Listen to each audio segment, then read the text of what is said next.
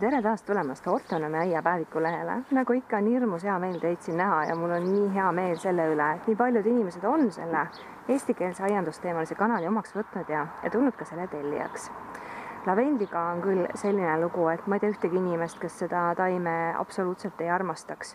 Küll teda aga on mõnikord natuke raske kasvatada, sest peamiselt millega eksitakse on tema kasvukoha valik. Minul on siin, uskuge või mitte, 2 taime ja ma küll ei suuda meenutada, kui vanad nad olla võiksid, aga nad on vähemalt 10 aastat olnud vanad ja nad kasvavad mul natukene sellises savikamas mullas. Ja tegelikult on igal aastal lugu nendega natukene erinev, et on selliseid pehmeid talvesi, kus nad nagu talvituvad väga-väga hästi ja kõik on nii tore. Ja siis on selliseid talvesi, kus on võib-olla siis olnud lumevaba suur külm ja siis vahel meeldib neile natuke ka surnuid mängida. Aga see ongi lavendli üks selline eripära, et ta võib kevadel täitsa surnud välja näha. Aga nii kui ilmad soojenevad ja muld üles soojeneb, siis hakkab kohe uus kasvamine pihta. Mistõttu mõnikord võib olla keeruline tema tagasilõikamist ajastada. Internetis levivad materjalid ja just ka inglisekeelsed peavad justkui reegliks seda, et lavendel tuleks 1/3 võrra just peale tema viimast õitsemist tagasi lõigata ja sellest justkui peaks ka piisama. Aga kuna meil on siin natukene ikkagi ekstreemsemad ilmaolud ja on iga talv on erinev, siis päris selle nõuandega enamusel meist pole midagi peale hakata. Ma olen siin siis natukene harjutanud ja ega ma tegelikult ei olegi varem lavendli teemal julgenud väga sõna võtta, sellepärast et lihtsalt ongi keeruline seletada, et miks ma mingil juhul olen nii toimetanud ja teisel juhul teistmoodi. Aga nüüd ma räägin siis, mida ma kevadel temaga teeksin, sest nüüd ka möödunud talv oli suhteliselt selline pehme ja lahke ja olgugi, et ta praegu näeb välja natukene nagu surnud, siis ma täna märkasin hommikul, et ta on kasvama hakanud, et siin on see roheline muutunud rohelisemaks. Nii et praegu ongi õige aeg ta tagasi lõigata, et siis on see kevadine tagasilõikamise aeg. Ja minu teada ainus lavendli liik, kes meie oludes üldse talvitub ja kes saab niimoodi selliseks puitunud, ma ütleks isegi põõsaks kasvada, on ahtalehine lavendel. Et teised on ka väga toredad ja miks mitte kevadel neid endale kas seemest ette kasvatada või aiandist osta, aga sügisel on nendel ikkagi minek ja kevadel nad tagasi ei tule. Siin on 2 taime ja natuke proovin näidata ka, et tal on ikka sellised tugevad varred. Teine selline hooldusvõtte soovitus, mis levib, on see, et öeldakse, et lavendlil pole mõtet tagasi lõigata tema puitunud osa sisse. Aga minu kogemus näitab küll, et meie oludes pole alati võimalik seda nõuannet jälgida. Pigem ma just lõikaks välja need puitunud osad ja kindlasti need, mis on siis talvel hukkunud ja kevadel on ka näha, et neil elu sees ei ole. Aga meie päris nii ei saa tagasi lõigata, et lõikame ainult sügisel pealt 1/3 ja siis järgmine kord, kui lõikame, siis kui me lõikame õievarsi. See on see, miks me lavendlit endale kasvatame. Ja tegelikult võiks ju selliseid lõigata ilma mureta hekilõikuriga. Aga kuna mul on siin ainult 2 taime, siis ma tõin välja oma Felco 2 käärid ja ma sain Felco kääride omanikuks alles sellel kevadel ja siis ma natuke mõtlesin enda ette, et kus ma nagu seni olnud olen. Et ma ei ole nagu aru saanud, et ikkagi tasub investeerida natuke endasse ja oma aia tööriistadesse. Et ma olen varem temast natuke nagu mööda vaadanud, aga see on ka see koht, kus ma olen endale pidanud nüüd ausalt otsa vaatama. Ma kasutan kääre väga palju, mulle meeldib just lõigata, et see on nagu selline minu jaoks on see täiesti eraldi protsess ja nauding, kui ma taimedega tegelen ja mulle meeldib neid niimoodi müravabalt käsitsi lõigata.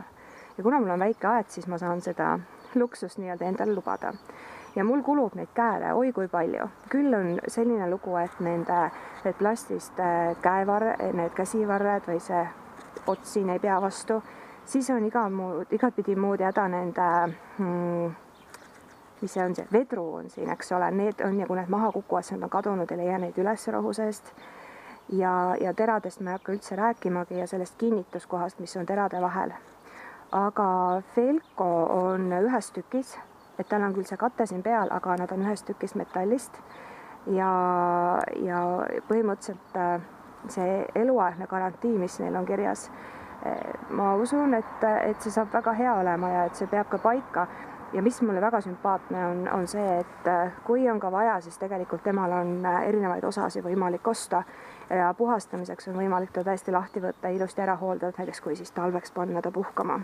Et need käärid ma ostsin endale Horticumi e-poest, ma panen siia alla lingi ka ja ma arvan, et ma järgmisena ostan endale oksakäärid ka, need suured, et siis ma näitan neid ka.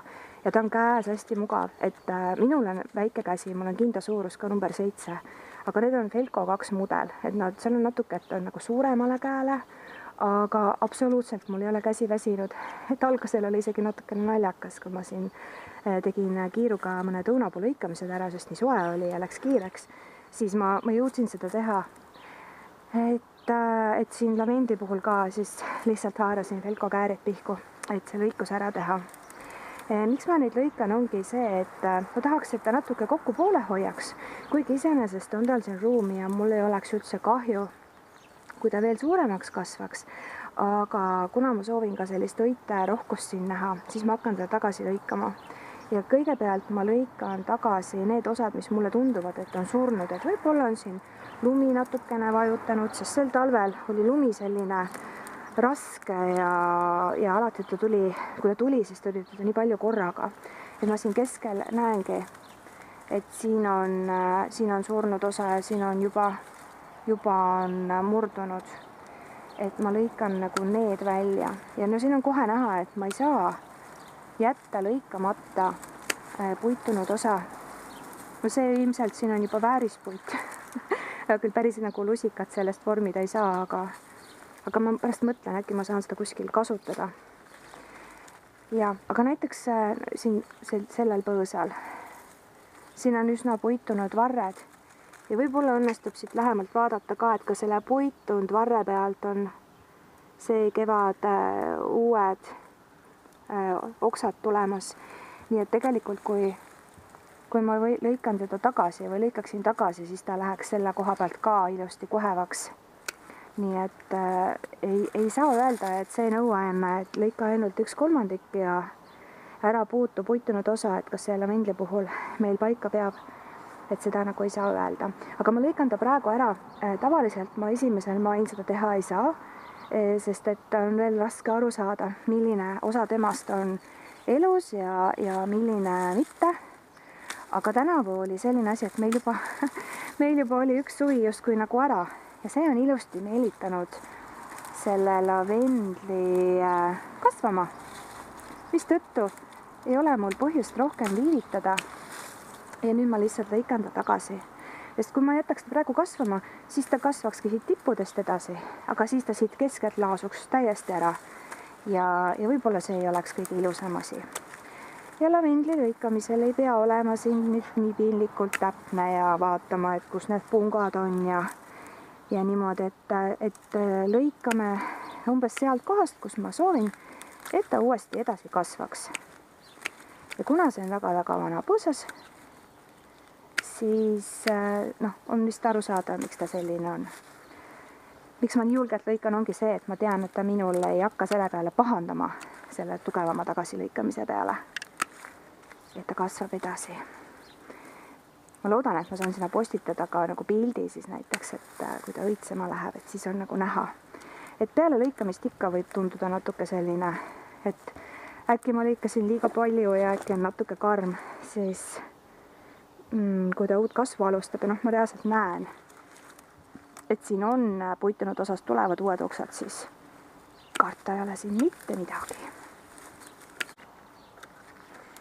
Ma siin lõikan ka siis, isegi sellest puidust tuleb nii mõnusat lavendli aroomi, et ongi hea otsus seda käsitsi lõigata, sest mul ei ole ka mitte kuskile kiire praegu, täna on maipüha. Ja nii mõnus on, lõhnab nii hästi. Ma siis mõtlen, kas selle ära lõigatud osaga, mida tuleb päris palju, et kas sellega saaks teha midagi, saaks sellest midagi teha, et need lõhnakotikesi ja neid ma teen ikkagi suvel. Ja minu pere neid üsna hästi nagu on omaks võtnud. et nad pesukapis on. Aga et kas sellest ära lõigatud, sellest saaks ka midagi teha. Ei tea, vist ei saa. Vist läheb ikka komposterisse, nii nagu enamus need lõiked lähevad. Aga lõhn on hea. See teeb toju heaks praegu. No vaatame, siin on ka nii hästi näha, et siin on eelmise aasta õievarred, mis siin püsti on. Õied on otsast ära pudenenud ja otsast on ta kasvama hakanud. Et kui tavaliselt me kevadel ei lõika taimi, mis on kasvama hakanud ja mis ei ole lõpuni lehtinud, siis minu kogemus ütleb, et lavendel ei pane seda pahaks. Et ma nüüd ütlen, et see ei ole võib-olla päris õige asi, mida võib-olla kasvatajad ütlevad, aga ma ei ole ka kindel, kas me peaks nagu mõtlema lavendlist nii, et meil on õigust loota, et ta Eestis kasvab selliselt, nagu ta kasvab, ma ei tea, Lõuna-Prantsusmaal. Et võib-olla peame ise natuke julgemad olema aednikena ka ja katsetama, mis meie aias töötab ja mis mitte. Ja siit ka, see puit on ka väga kihvt siin, see, mis on see võra keerukas, keerunud niimoodi ja ilusti, huvitav.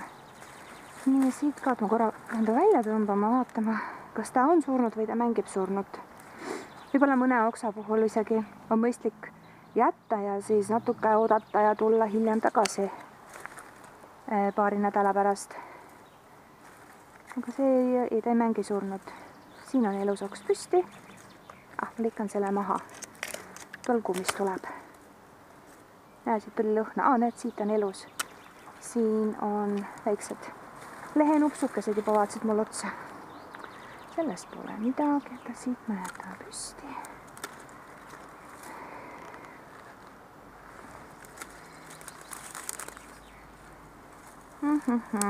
Nii. Ja siin ka ma leidsin ühe oksa, mis on täitsa kutu. Ta vist isegi, lõikan ta, tema ma lõikan lausa mullapiirilt ära. Ja tead, mul velkokäärid on, sest nendega ma saan kuni 2,5 sentimeetriseid läbimõõdu koksi lõigata. Et praegu ma lõikasin sellise läbi. Ilus puhas lõige. Täiesti ilus puhas lõige. Aga samas ta võtab seda peenemat ka väga hästi. Et ma ei pea siis kahtasi käärisi kaasa võtma. Lõikan selle ka tagasi. Vaatame. Selle lõikame ka tagasi. Nii ja nüüd ma tegin nendele 2 vanale taimele ringi peale. Ja kõik, mis praegu tundub ka surnud, siis isegi lõikekohast on näha, et see puit on seal sees elus. Ja kindlasti läheb ta ilusti vohama varsti. Ja see lõikamine aitab ta teha kompaktsemaks ja tagab selle, et tuleb natuke rohkem õisi. Aga ma näitan kõrvalt ka seda aedsalveid, et ka teda tegelikult olen ma kevadeti samamoodi tugevalt tagasi lõiganud. Ja siin on ka võib-olla on näha, et tal on tegelikult väga jäme, tal on väga jäme selline, see on juba tüvi.